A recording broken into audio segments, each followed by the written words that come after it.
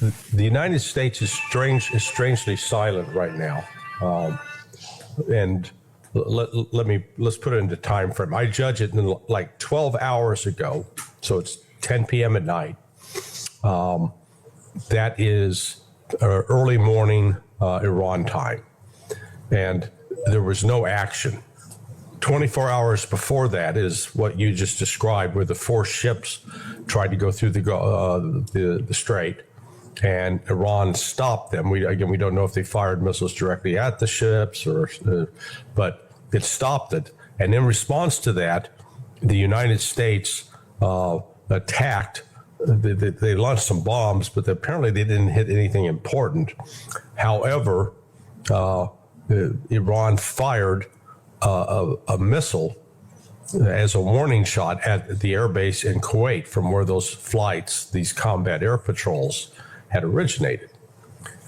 Then 24 hours before that, there had been a similar ship tried to sneak through. Iran stopped it. That one, the United States killed 4 sailors in small boats. So they hit Iranian targets. So as we look at this progression, on day 1, it was very aggressive. They hit and killed Iranians. Day 2, they fired shots, but they didn't kill Iranians. And now in the last 12 hours, they haven't responded at all, the United States. So that tells me that there's something going on, that Iran has delivered a message to the United States. And I think the combination of that missile that was fired at Kuwait, because they put the U.S. on notice, we're going to destroy this airbase if you keep this up. We're not going to break the ceasefire, but if you continue to attack and provoke, we're going to take out that airbase.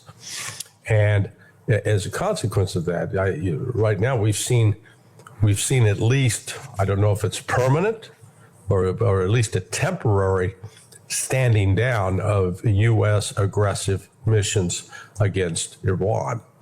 Iran's positions have been very, very clear. And they were contradicted yesterday by what Donald Trump said. Iran wants immediate sanction relief, and they want their assets unfrozen.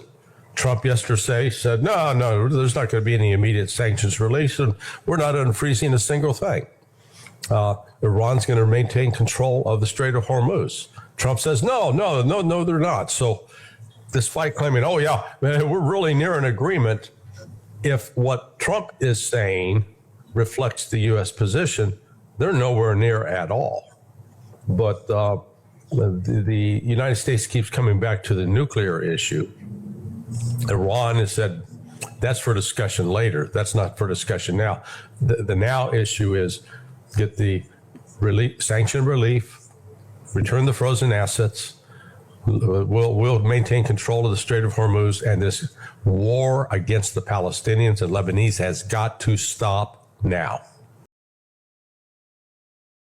Well, I think Larry has described it pretty well. I would add that his last point, which I think is adamant with the Iranians, ain't going to happen.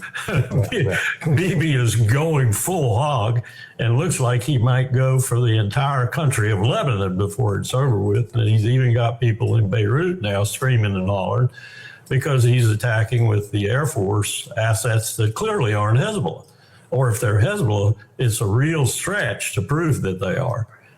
So that's the fly in the ointment as far as I see it tactically on the ground. Bibi Netanyahu is paying no attention to this at all. But a bigger problem, I think, Larry just referred to indirectly perhaps, but nonetheless he referred to it, and that is that if we do have any diplomacy going on, even through third parties, through Oman, Pakistan, whomever, if we do have any going on, how do you conduct it coherently when Donald Trump makes these pronouncements all the time, which are probably as divorced from anything they're doing on the ground with third parties in terms of diplomatic maneuvers completely?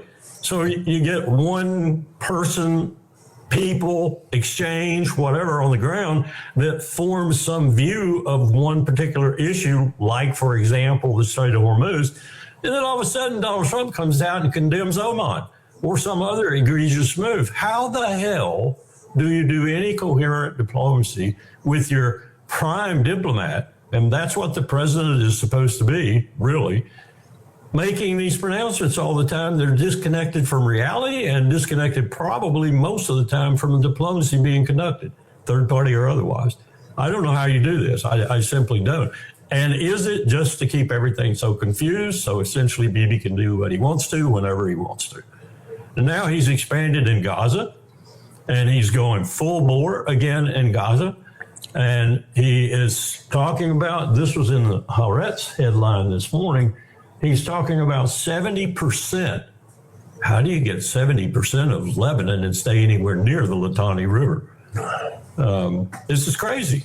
It's just crazy. You can't figure out what's happening, and I think it reflects Trump's desperation. I think he does not know how to get out of the mess he's got himself into, but he does have some visceral view that he needs to.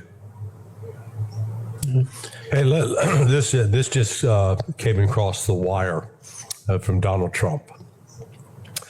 Iran must agree that they will never have nuclear weapon or bomb. The Hormuz Strait must be immediately open, no tolls for unrestricted shipping traffic in both directions. All water mines, bombs, if any, will be terminated.